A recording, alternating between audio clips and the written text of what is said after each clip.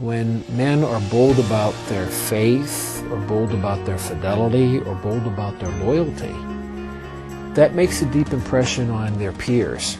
And it seems to me that what we need to do as men today is to take peer pressure to a different height, where we challenge each other to let the very best come out of ourselves.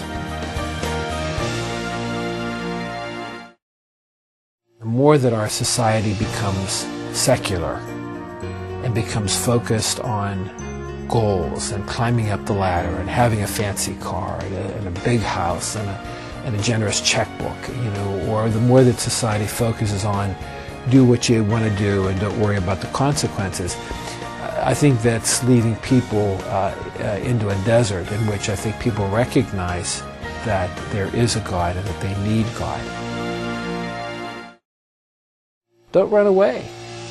Don't run away from that hunger for God or for spirituality or for the value of love or the value of loyalty or the value of commitment or the value of compassion or the value of mercy.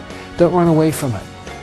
Because in the end, God, as the hound of heaven, He's going to catch up with us anyway, so let's not waste the energy. I think just really be able to admit that the hunger is there and fall into the arms of God,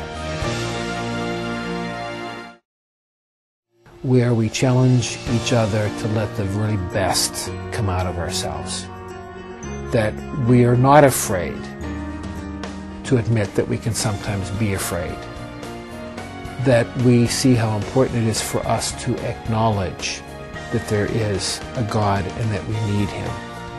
Don't run away from your hungers, your essential hungers in life.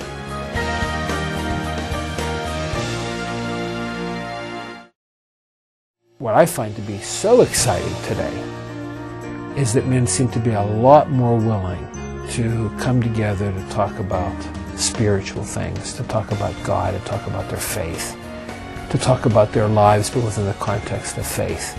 If you can talk about moves that were made on a football field, or how well or how poorly you did at golf, how much more substantial it is to talk about those things that are deep inside, that are screaming to come out.